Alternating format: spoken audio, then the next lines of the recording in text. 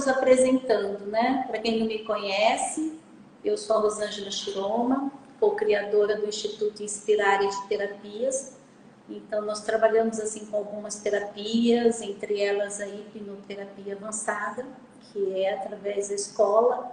Olha a Eva aí presente. Oi, Eva! Que lindona! E nós formamos aqui também a Eva, a Grazi, nós formamos na mesma instituição, que é a Omni, que é a que tem ISO 9001, né? Que é o maior centro de treinamento de hipnoterapia avançada. E nós chegamos aqui. Eu conheci a Grazi lá no treinamento, quando ela relatou a história dela, que ela estava lá porque ela foi paciente, que ela foi cliente, né, devido ao quadro de fibromialgia.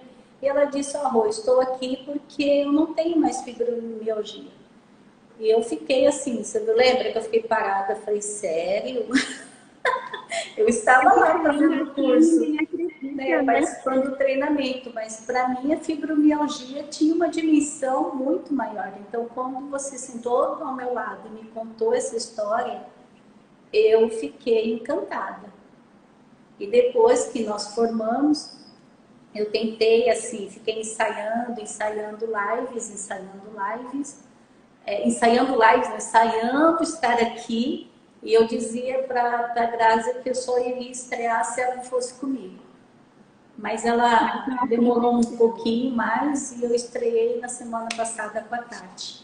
Mas de qualquer forma, nós estamos, nós duas aqui, praticamente fresquinhas em lives. Fresquinhas em lives. Então, eu estou aqui em Campo Grande, Mato Grosso do Sul, e a Grazi está lá em Mogi. Então, agora a Grazi vai se apresentar. Se apresenta, Grazi. Meu nome é Graziela Nascimento. Hoje eu trabalho exclusivamente com a hipnose. Sou professora também de educação infantil, mas deixei de lado já há algum tempo. E hoje eu me dedico exclusivamente à hipnose. Como eu tenho todo esse quadro, passei por tudo isso, eu decidi trabalhar apenas com isso. Porque se eu melhorei, se eu tive essa oportunidade, eu acredito que as demais pessoas também podem ter essa mesma oportunidade que eu tive. Se eu melhorei, as outras pessoas também podem melhorar. Mas isso é uma decisão de cada um. A melhora é de dentro para fora. Eu tento mostrar o que eu passei, mas é a pessoa que vai decidir se quer ou não. Estamos aí. E é isso. E agora a Grazi vai nos contar como é que era a Grazi antes da hipnoterapia, como que era o seu quadro da fibromialgia. Conta aqui pra gente como é que você, como que era o seu quadro, quando começou, conta um pouquinho da sua história. Olha, as primeiras dores que eu senti, elas foram pontuais, assim. Eu comecei com uma dor muito forte no ombro, depois ela se estendeu para o pulso e chegou até a ser cogitado a possibilidade de fazer uma cirurgia no pulso, como túnel do carpo. E graças a Deus eu não passei por isso, né? Porque teria sido em vão. E aí, em 99, mais ou menos, eu comecei a correr com ortopedista, só, apenas, para cuidar disso. E deixa eu ver. E o diagnóstico de fibromialgia veio em 2009, apenas, levou todo esse tempo, porque aí as dores já estavam no meu corpo todo. Elas se agravaram bem antes dessas dores, quando meu pai faleceu, foi um agravante na fibromialgia. E aí falar quando a fibromialgia começou, eu não sei falar, na verdade. Porque desde criança, o que eu lembro, desde muito pequena, eu sempre tive muitas dores. Meus pais sempre corriam comigo para o hospital, porque eu sempre tinha muitas dores. Eu sempre tinha alguma coisa. Doía aqui, eu doía ali, e eram dores fortes. E eu vivia em um hospital desde criança. O primeiro tratamento que eu me recordo assim, com o psicólogo, a psicoterapia convencional, eu tinha 16 anos. Então, foram dos 16 anos até 40 anos, mais ou menos, indo de psicólogo em psicólogo, psiquiatra, neurologista, reumatologista, fisioterapeuta, ortopedista. Então, foi uma rotina estafante. Aí, uma coisa que é interessante, que quando a gente procura esses profissionais, a gente também faz um diagnóstico, claro, né, que esteja no papel, e fibromialgia não vem no papel, né? E o que a gente ouve dos profissionais da saúde? Que não tem cura. E eu fui em muitos profissionais. E todos eles falavam, não tem cura, não tem cura. Aí vai tomando remédio aqui, antidepressivo dali, e vai aumentando a dosagem. Eu me sentia um ratinho de laboratório. Até que eu parei com a medicação por conta própria. E não tinha resultado, não, nunca melhorava. E quando um médico, que é uma autoridade, fala que não tem cura, o que que acontece? A gente acredita que não tem cura. Essa é uma questão. Eles vão colocando na cabeça da gente que não existe cura. E aquilo vai alimentando e vai alimentando.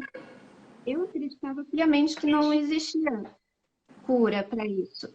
Eu nem falo propriamente dito a cura em si. Eu vejo a cura com uma outra visão, mas hoje eu não tenho fibromialgia, graças à hipnose. E você comentou também que isso comprometia a sua vida profissional, sua vida Ah, pessoal. sim. Vida profissional, porque eu ficava a maior parte do tempo de atestado, ou quando eu voltava a trabalhar, as crises voltavam. O meu serviço na época, na prefeitura, era bem exigido de mim, tinha pressão política, então me fazia muito mal. E aí, nessas situações, a fibromialgia acabava me protegendo, porque eu queria fugir dessas pressões políticas dentro de um ambiente de prefeitura, acontece. Então, eu ficava mais tempo de atestado com muita dor, muita, muita dor. E tudo que eu tinha que me expor, eu tinha crise. Porque se eu tinha crise, eu ficava em casa, quietinha, protegida de alguma coisa, do desconhecido lá fora. Então, era a minha forma de uma proteção, né? E na escola, quando você estava dando aula, também isso comprometia, porque você estava envolvida com as crianças, as pequenininhas, né? Exatamente. E aí, comparando prefeitura com escola, o ambiente da prefeitura é muito mais difícil, né? A convivência, lidar com algumas situações. E na escola eu achava que estava tudo certo, porque eu gostava de estar lá com as crianças. Mas de repente as crises foram aumentando, aumentando, e eu comecei a adoecer muito. Além das dores muito fortes, eu estava ficando resfriada com muita frequência. Aí foi onde até que eu cheguei na hipnose, e eu já estava afastada da escola também. Aí eu me afastei depois que eu percebi que tinha alguma coisa errada. Alguma coisa estava me fazendo mal, não a escola, né? Não as pessoas. Era comigo, alguma coisa me bloqueava. Então eu ficava afastada. Eu sempre acabava me esquivando das situações e, e nessas situações a fibromialgia me protegia, me tirava de onde eu não queria estar por algum motivo, mesmo que fosse de forma inconsciente, como na escola. Então, quando você estava todo no quadro de fibromialgia, a tendência era você procurar uma justificativa, né? É por conta da escola, é por causa da pressão, eu estou assim por causa disso, por causa daquilo. O que quando você teve contato com a hipnoterapia, você vai contar primeiro aí como é que você chegou na hipnoterapia, né? Que aí tem o seu esposo, que foi a pessoa importante nesse processo, tá? E o que, que você percebeu através da sessão de avaliação, da hipnoterapia?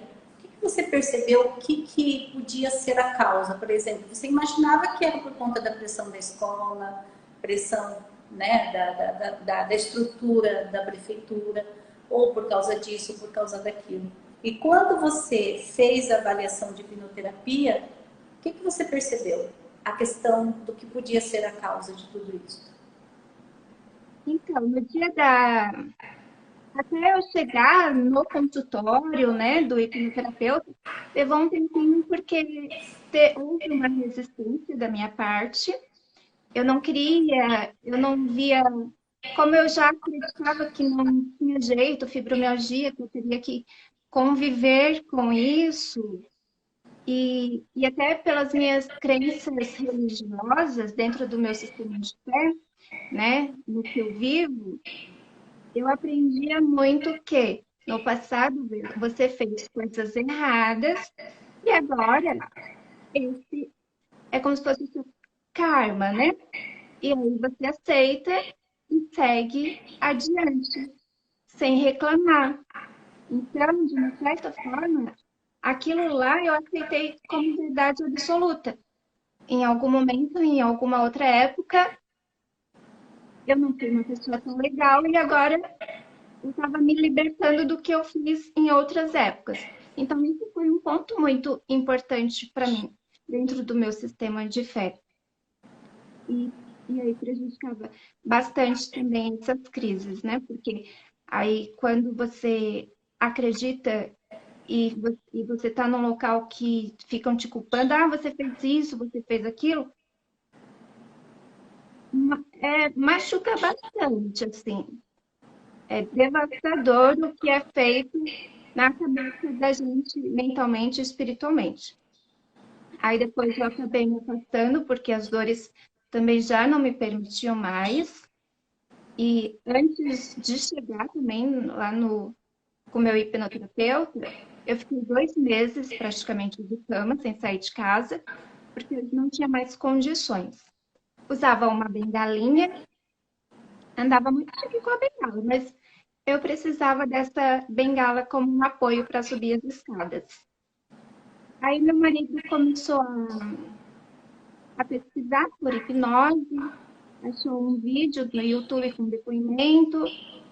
Eu não coloquei fé, porque todo mundo fala que não tem jeito, que não tem cura, né? Depois ele veio com outro vídeo. Eu também não me importei muito, mas ele que mandou, ele que tomou toda a iniciativa. Ele mandou o e-mail para o consultório, para a clínica, né? E eles me mandaram um retorno no meu celular, porque ele passou o meu número. Aí, aí eles perguntaram, você quer conhecer a hipnose? Aí eu fiquei assim, né? E agora? Meu marido me encurralou aqui, né? Eu tenho que dar alguma resposta rápida. Eu, tá bom, vamos marcar. Aí eu marquei com eles e eu saí de Mogi e fui até São Paulo. Acho que dava uns 54 quilômetros. E, e como eu já estava andando bem pouco, chegar lá foi bem difícil. Mesmo de carro, não é confortável, é bem doloroso. Aí quando eu cheguei lá, como eu estava indo de longe, estava com todo esse processo de dores fortes, eu já fiz tudo num dia só. A avaliação e a sessão toda já aconteceu tudo num dia. Aí como foi? Como que aconteceu? Às vezes eu falo, nossa, foi mágica, porque quando terminou toda a sessão, eu não tinha dores, eu não sentia nada. E a cabeça da gente fica de uma forma que você fala, nossa, eu sou uma outra pessoa. Eu cheguei de uma forma cheia de dores, sofrida, com muitas mágoas do passado, e eu tô saindo uma mulher transformada. Para mim aquilo foi incrível. E aí se falar o que eu poderia justificar o que causou a minha fibromialgia, deixa eu ver como que eu posso falar. Como eu tenho a minha fé, como eu sou espírita, como eu acredito em outras vidas, não necessariamente na hipnose a gente é verdade ou não é verdade. A gente trabalha com o que o cliente traz.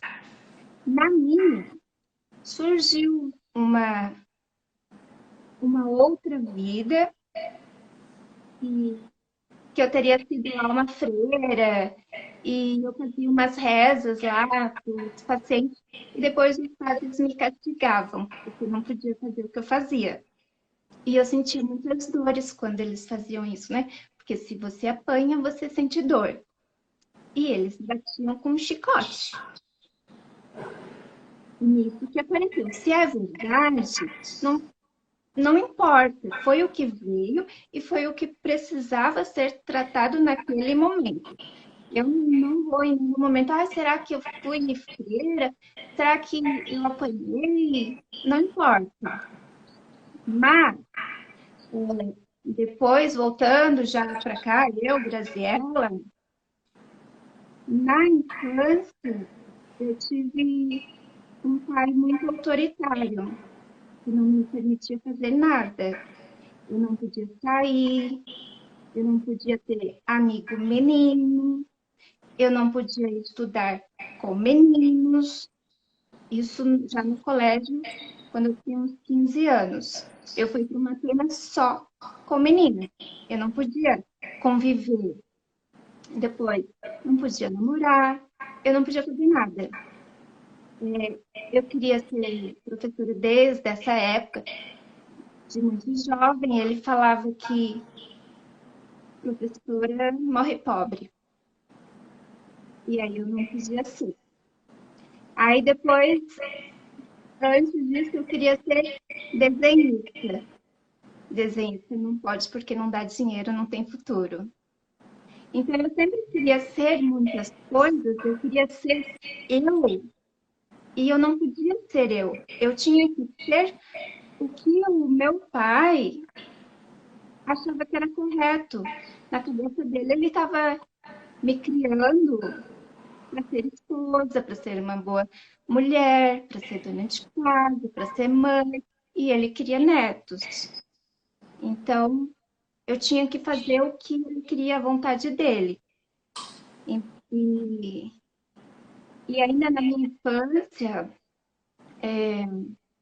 aconteceram coisas assim. Eu sofri alguns abusos que o meu pai nunca ficou sabendo. E eu, mesmo sendo muito pequena, eu sabia que eu não podia contar. Porque se eu contasse, meu pai matava a pessoa. E aí, tudo isso, o que que faz com a gente?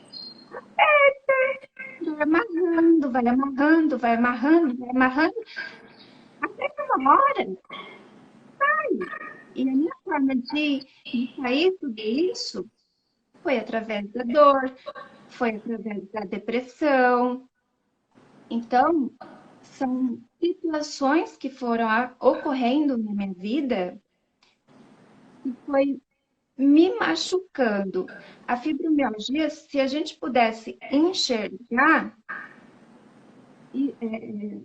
a pessoa inteira, dos pés à cabeça, ela é cheia de hematoma, só que a gente não vê, ninguém vê.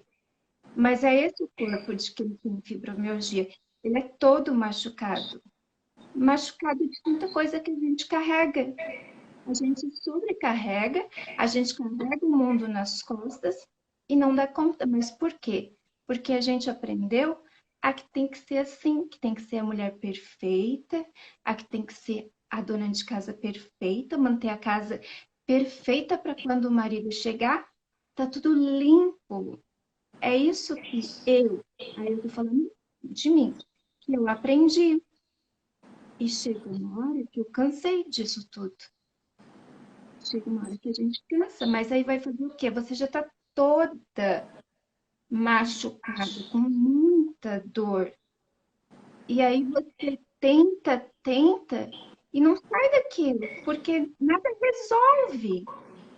Aí a hipnose foi tipo assim, uma última tentativa, porque não existia. Quando eu pensava no meu futuro, eu me via lá na frente já com muitas dores.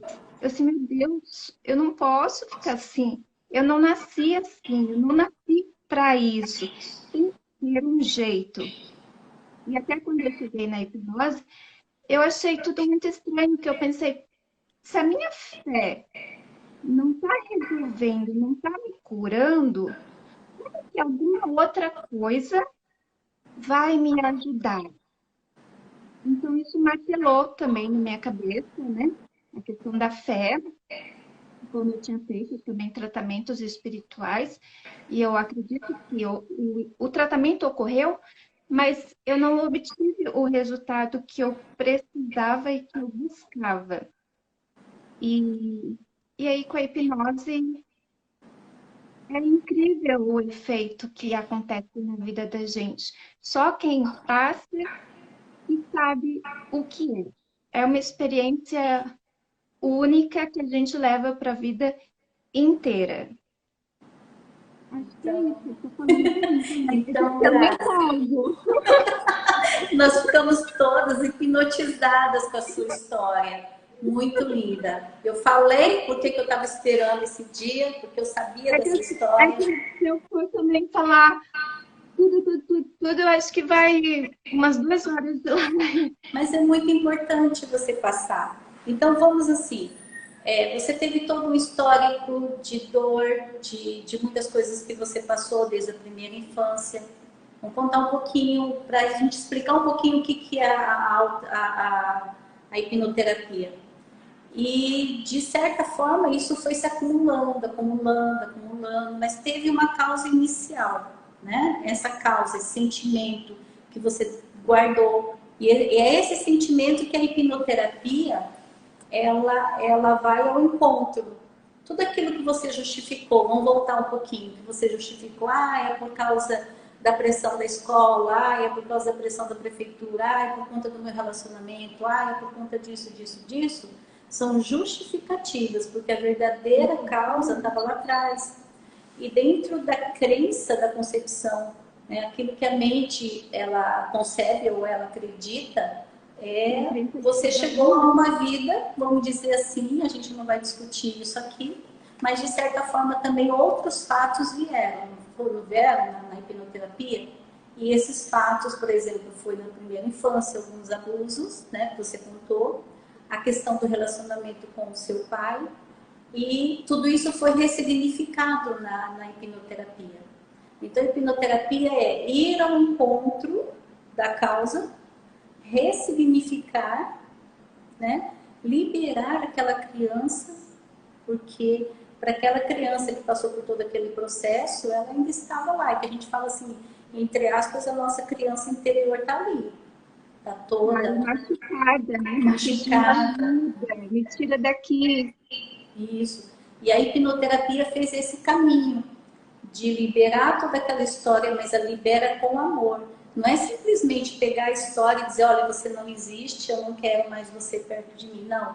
A gente faz a ressignificação com um olhar de amor, de compreensão do porquê. Né? Por exemplo, se seu pai reagiu daquela forma, é porque ele também teve um nível, uma criação que Sim, proporcionou aquela sim. situação. O pai dele era um homem extremamente severo também. Então, ele só me criou da forma que ele foi criado. Ele deu o que recebeu. E ele fazia da forma que ele fazia por amor. É um amor errado, mas é um amor. Foi a forma que ele achava correto de me manter segura. Só que ele me protegia tanto, tanto, que aconteceram coisas que nem ele percebeu dentro de casa. Mas graças a Deus que ele não percebeu. Só que, como eu mantive isso e eu nunca falei para ninguém essa situação, né? Tô falando hoje. Espero que minha mãe nunca fique sabendo disso. Tadinha. É, eu guardei o segredo, mas para uma criança de 5 anos, é pesado, destrói uma criança.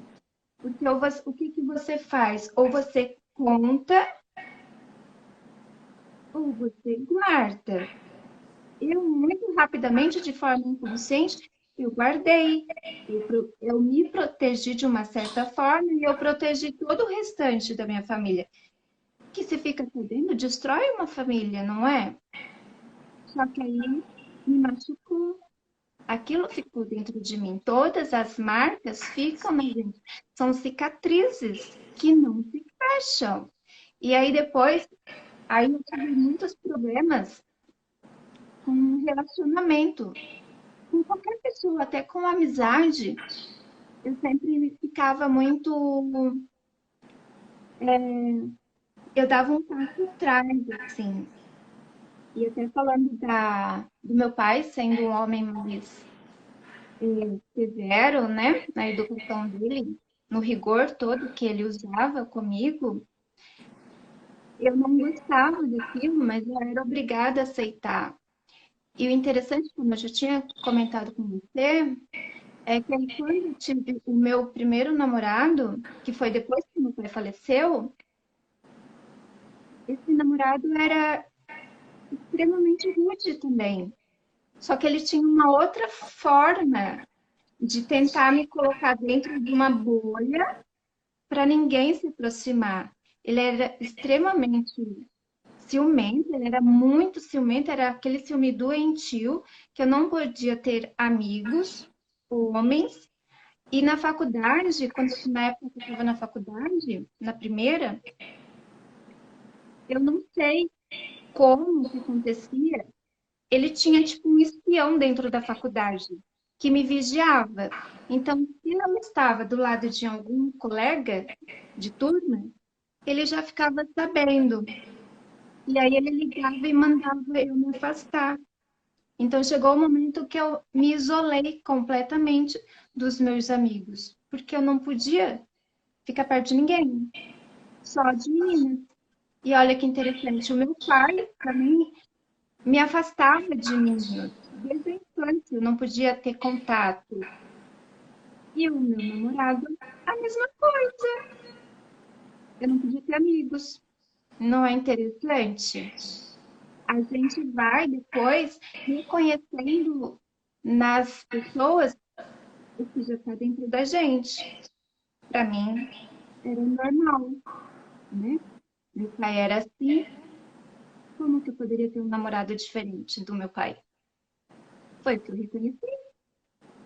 E dentro do estudo da hipnoterapia, do estudo da mente, aquela informação, aquela crença que você aceitou diante da forma como você foi criada, de tudo que aconteceu na sua vida, aquilo que a gente aceita é aquilo que a gente vai atraindo também, né? De experiências e de relacionamentos. Então as coisas, os fatos foram se repetindo na sua vida, não foi isso? Não foi só esse Sim, relacionamento. Isso com não a é? amizade, na profissão. Sim, sim. Até com amigas, eu tive relacionamentos assim com amigas que elas eram possessivas. Então, por um bom tempo, eu atraía essas pessoas que me sugavam, que queriam ficar, me colocar dentro de uma bolha e eu não ter contato com mais ninguém no mundo. Acho que se pudesse, eu ficava numa ilha isolada. Então, isso foi desde a minha infância. Eu cresci sendo afastada das pessoas. E isso foi por muito tempo mesmo. Isso a gente faz, e aqui a gente faz um relato, né? De algumas experiências que vão se repetindo, repetindo, repetindo, repetindo. E fala agora pra gente aqui o que, que aconteceu depois, após a sua sessão de hipnoterapia. Ali mesmo na sessão você percebeu que o seu corpo não tinha mais dores. Como é que você fez esse reconhecimento, essa nova percepção do seu corpo? Isso é uma situação assim, é surreal a experiência. É, hoje eu super indico, todo mundo deveria conhecer. É muito peculiar a sensação, vai muito de cada um para cada um. Mas no dia, assim que eu abri o olho, eu assim, nossa, eu sou uma outra pessoa. Eu já não me reconhecia mais aquela Graziela com dores. Então, dali, eu já saí completamente sem dor. E como a hipnoterapia, a hipnose é para a vida, eu sempre faço a auto-hipnose em casa. E lá, a gente também aprende com o hipnoterapeuta a fazer auto-hipnose. Então, tem sempre uma continuação. Hipnose é um comportamento. Você vai mudando, a cada dia você vai mudando, vai fortalecendo o seu novo comportamento, o seu novo hábito, novas atitudes com a auto-hipnose. E cada vez que você faz isso, você vai potencializando o resultado e cada vez vai ficando mais forte. Eu não senti mais dores, mas, como eu comentei com você, dias depois da minha primeira sessão, aí eu até comentei com o meu hipnoterapeuta que eu não sentia dor no corpo, mas eu sentia como se ela estivesse assim do meu lado. Assim, nossa, eu sinto a fibromialgia, mas ela não afeta mais o meu corpo. E eu nunca soube explicar essa sensação. É meio parecido, acho, com o membro amputado que a pessoa ainda sente. É estranho e engraçado ao mesmo tempo. Isso foi no início e depois também passou. Aí eu nunca mais nem senti essa presença, ou energia, sei lá, como queira entender. Nunca mais senti. Então, hoje, eu sempre faço auto-hipnose todos os dias. Eu sempre me cuido. A gente tem que ter em mente que a hipnose não faz milagre. Nós é que temos que fazer por nós através da auto-hipnose. A gente muda atitude, a gente muda comportamento e aí o resultado vem. Não é como um passe de mágica, pronto e acabou. Tem todo um processo, mas vale muito a pena. E você é o resultado desse Eu processo. sou o resultado. Graças a Tem Deus algumas, eu não tenho. tem algumas pessoas, algumas clientes, algumas pessoas que estão presentes na live, que também já passaram pelo processo de hipnoterapia e que poderiam também, que de repente a gente reúne aí para uma outra live para cada um contar a sua história. Mas eu fico assim muito, muito feliz porque o que a Graziela contou hoje, ela contou para mim lá no treinamento. E eu fiquei assim encantada, encantada. Eu falei, meu Deus, o mundo precisa saber da sua história, do seu testemunho. E agora o mundo já está sabendo do seu testemunho, né? Porque chegar alguém e dizer assim, o médico não tem cura, a sua crença, te colocando culpa, porque em outra vida você deve ter feito isso. Quer dizer, você tinha dois Exatamente. reforços, né? Duas crenças para te aprisionar. E aí, né? Você chegou lá, foi, mas pela sua também abertura de se transformar. E você Sim, percebeu. eu estava já assim no meu limite, eu já tinha passado o meu limite, eu não aguentava mais e eu precisava fazer alguma coisa. Eu não aceitava mais ter fibromialgia. Eu não nasci assim e eu tinha certeza que eu não podia morrer desse jeito. Então tinha que ter alguma forma. E essa forma eu encontrei na hipnose. Para mim deu super certo. Eu acho fantástico, fabuloso. Porque quem tem a fibromialgia, uma das coisas que, além das dores, uma das coisas que mais machuca na fibromialgia é o preconceito.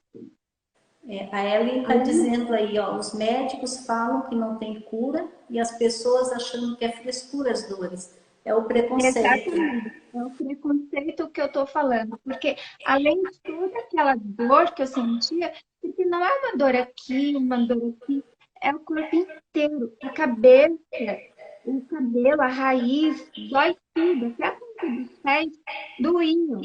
E aí vinham as dores de cabeça, vinham dores no estômago, intestino não funcionava bem, vinham as crises de ansiedade, o pânico, a depressão eu já tinha também. Então, tudo isso ia fortalecendo, fortalecendo, e eu não podia mais aceitar essa situação. Eu não estava vivendo. E quando eu projetava o meu futuro, eu me vi uma pessoa na cama, com dor. E E eu hoje, tenho um filho pequeno. Eu não e hoje conseguia nós mais estamos. segurar meu filho. É verdade. E você tem um filho pequeno, né? E agora a Eu gente não fala conseguia mais assim, pegá-lo no colo, porque o nossa, toque me machucava. que difícil, você não conseguia carregar o seu filho.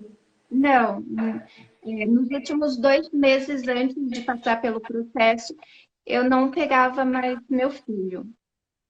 Eu fazia bem pouca coisa, na verdade, Rô. Minha vida estava basicamente na cama. Então, acho que nessa parte de desespero do meu marido, foi onde ele começou a buscar informação por hipnose, porque ele já conhecia e acreditava. Então, ele que fez essa busca e me ajudou muito. E É, hoje eu consigo pegar meu filho, com 9 anos, eu ainda dou conta do meu filho. que testemunho, que depoimento lindo. E é muito bom você ter hoje na live, ter contado todos os seus passos, todos os seus momentos, todas as etapas, né? E poder dizer que hoje você pode carregar o seu filho, poder dizer hoje que você desenha essas mandalas, faz essas mandalas lindas, que a mandala também foi um caminho para você firmar, para você concretizar toda essa transformação, né? E você Sim, ver que você pode. as mandalas, elas surgiram em um momento bem complicado da minha vida, numa época que eu estava morando, eu já não me considerava mais uma mulher casada, mas eu estava na mesma casa que o pai do meu filho. A gente não tinha separado ainda, já estávamos separados, porém na mesma casa, porque ele não queria sair. Então foi uma época que as minhas dores também aumentaram muito, a minha depressão também ficou muito forte, e aí, de uma forma é, por intuição, qualquer coisa do tipo, as mandalas se apresentaram para mim. E, e a primeira mandala que eu desenhei, oi, Tati, A beijo pra Tati você. aí. Entrou bem na hora que você está falando das Ficou bem na mandalas. hora de falar de mandalas, né? Aí, então, a primeira mandalinha que eu desenhei foi numa folha de caderno com uma bique preta. E eu desenhei sem saber o que eu estava fazendo. E dali eu fui desenhando, desenhando. Aí eu comecei a me questionar o que eram aquelas formas, né? E que de alguma forma aquelas formas, aquelas pétalas, estavam me ajudando nesse momento delicado da minha vida, que não foi fácil, talvez um dos piores. E as minhas dores continuaram, é claro que a fibromialgia não se resolve assim, mas para a parte da cabeça, me manter aqui um pouquinho no aqui e agora foi fundamental, porque quando eu estava ali focada, concentrada, isso é uma hipnose. Então, eu estava já praticando a auto-hipnose sem saber, né? Eu não conhecia, mas eu estava praticando ali através das mandalas e elas foram me direcionando. E até que eu fui me interessando, comecei a pesquisar o que era essa pétala, até que eu achei o nome de mandalas, que eu não conhecia. Aí fui pesquisando, pesquisando, até que eu cheguei na Tati também. E eu vi o trabalho dela, vendo de outros profissionais, sou aluna da Tati, né? Aí nós chegamos na Tati também, né? Chegamos na Tati também. Então, elas foram fundamentais nessa parte difícil da minha vida, que foi a separação. E depois, quando eu conheci, cheguei até na hipnose, nossa, para mim foi fantástico, porque comigo, eu uso até hoje, eu uso as mandalas e eu uso a hipnose juntas. Eu faço comigo, eu criei o meu jeitinho de usar as duas coisas e dá super certo. Porque a gente tem questões para se olhar para dentro.